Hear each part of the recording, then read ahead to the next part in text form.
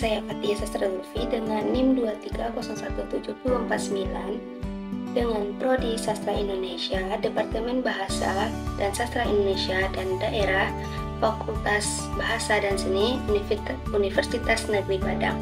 Baiklah, saya akan membuat video analisis struktur intrinsik dan ekstrinsik dari novel Kemarau karya A.A. Nafis. Untuk melengkapi tugas sejarah sastra Indonesia dengan dosen pengampu Ibu Yeni Hayati, SPD MHU. Baiklah, saya akan menganalisis novel Kemarau karya A.A. Nafis. Jadi sebelum itu, novel Kemarau merupakan karya penting dari angkatan 1950-an. Pada saat itu, novel ini menjadi ciri khas angkatan tersebut. Baiklah, saya akan membacakan unsur intrinsik, ekstrinsik, dan sinopsis dari novel Kemarau karya A.A. Nafis. Sebelum itu, kita harus mengetahui siapa dulu A.A. Nafis ini. A.A. Nafis merupakan seorang sastrawan yang lahir pada 17 November tahun 1924. Kemudian lahir di Padang Panjang, kemudian meninggal pada tanggal 22 Maret tahun 2003. Kemudian A.A. Nafis ini juga memiliki novel terkenal yang berjudul Robohnya Surau Kami.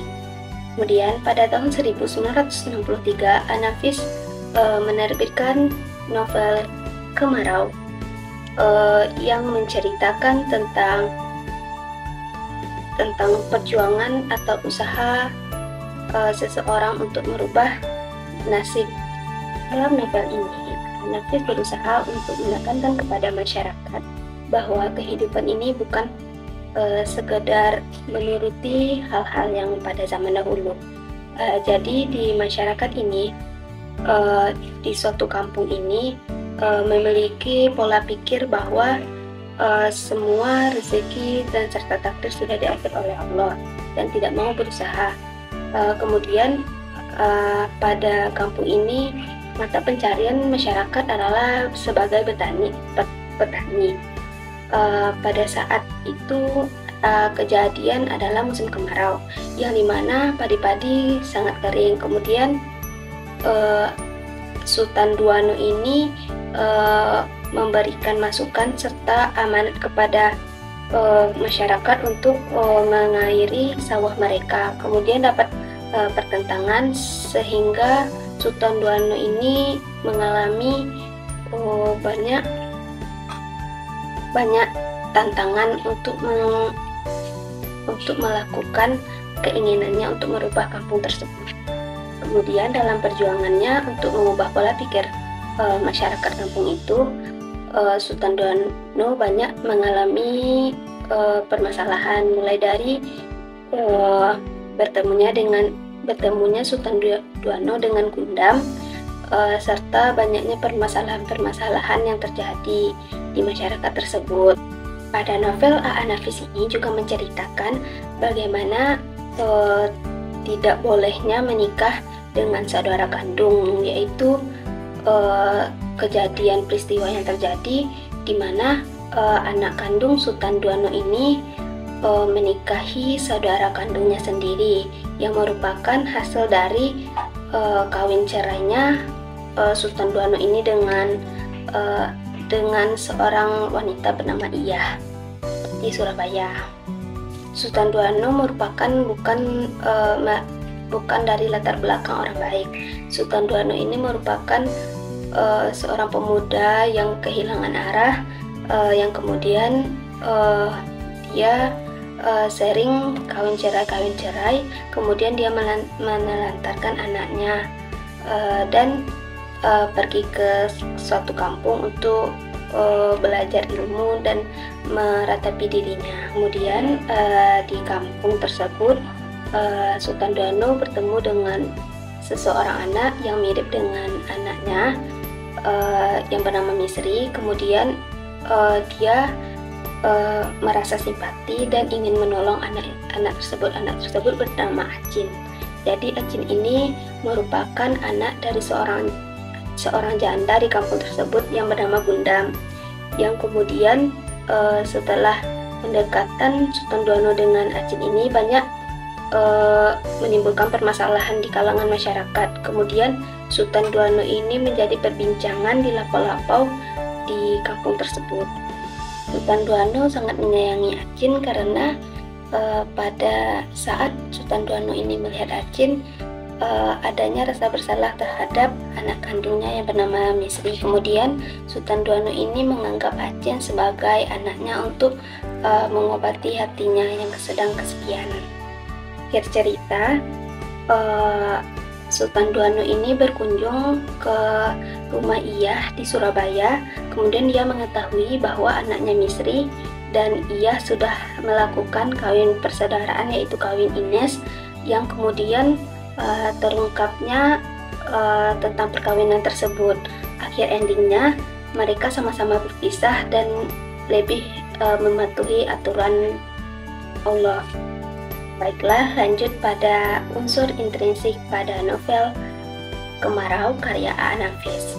Yang pertama yaitu tema dari novel Kemarau karya A. Nafis yaitu sebuah usaha atau perjuangan. Kemudian ada tokoh dan penokohan. Jadi tokoh utama dari novel A. Nafis yaitu Sultan Duano, yaitu seorang pemuda yang tersesat dahulunya menjadi orang yang sangat baik, sehingga ia dapat mengubah pola pikir masyarakat menjadi lebih baik dan berubah.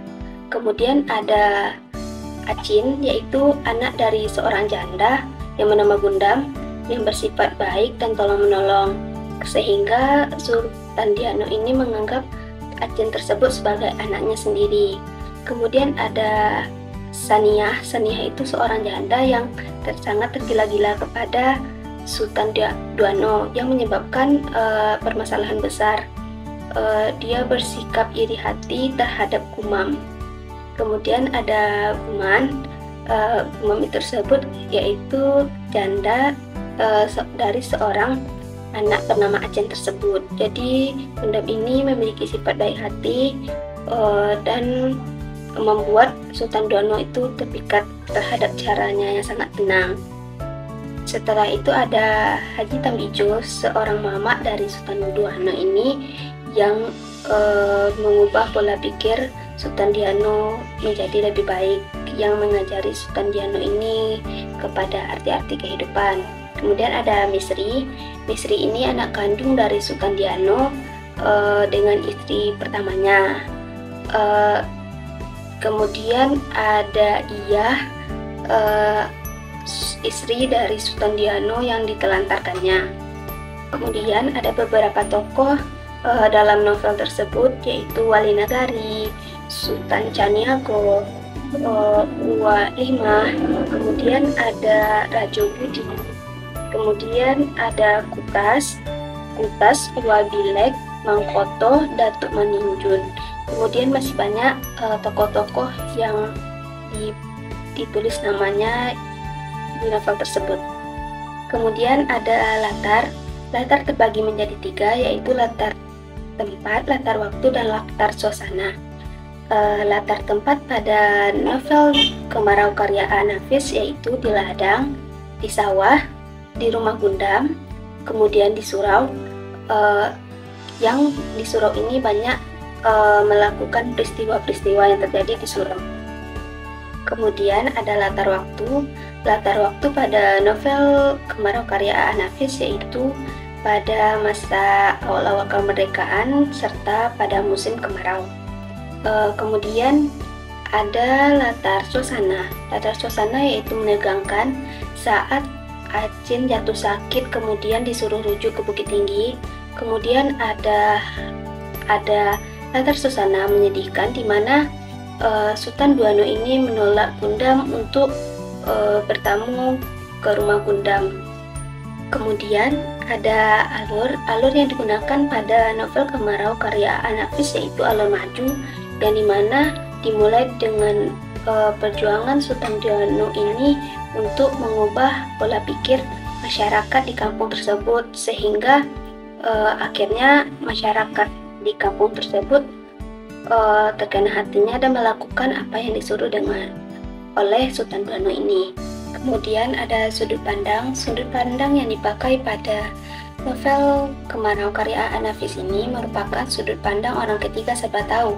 Dibuktikan dalam novel awalnya, ia menceritakan bahwa ada seorang pemuda yang berumur sekitar 40 serta 50 tahunannya yang bernama Sultan Duano ini. Dia menceritakan hidup seorang Sultan Duano ini di suatu perkampungan.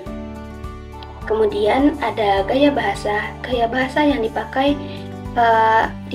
di dalam novel Kemarau karya A.A. Nafis ini menggunakan banyak kata-kata majas.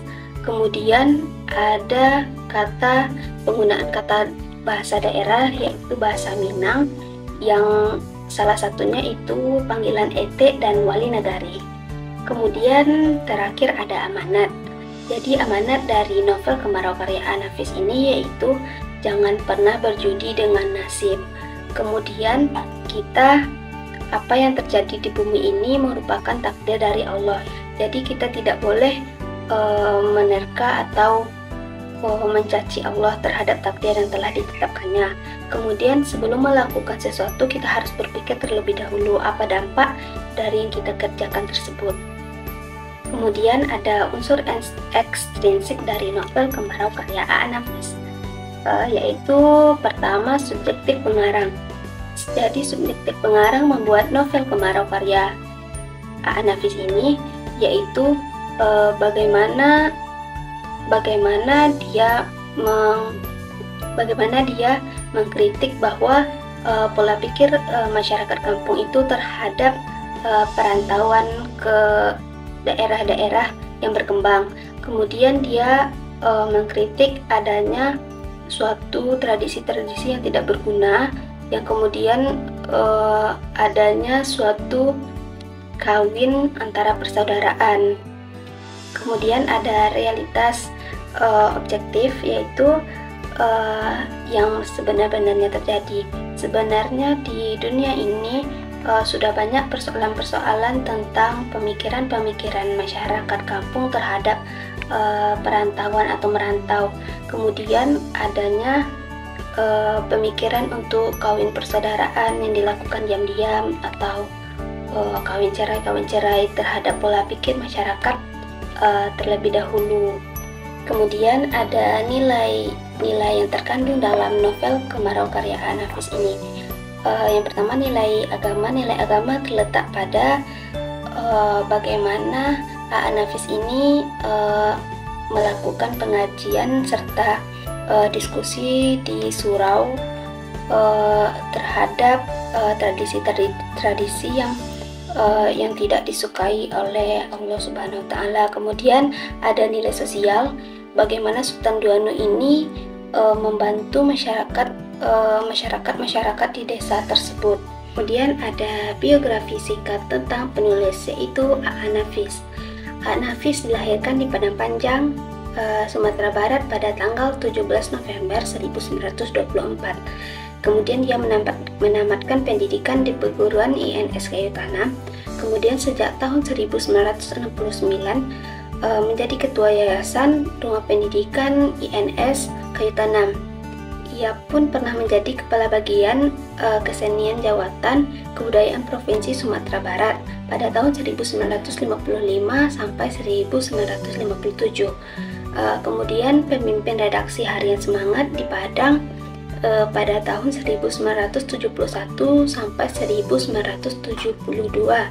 Kemudian menjadi anggota DPRD Sumatera Barat pada tahun 1971 sampai 1982. Karya dia yang terkenal yaitu Robohnya Surau Kami pada 1956. Kemudian terbit novel Kemarau pada tahun 1963. Kenapa teman-teman harus membaca novel Kemarau karya A.A. Nafis ini? Dalam novel Kemarau ini kita banyak mendapatkan manfaat serta pengetahuan yang terkandung di dalamnya. Jadi di dalam novel Kemarau ini bagaimana kita melihat pandangan masyarakat desa terhadap tergiurnya oleh kehidupan di kota. Kemudian pada novel ini A.A. Nafis banyak mengkritik soal agama masyarakat kampung terhadap kesalahkaprahan dan pandangannya terhadap agama tersebut.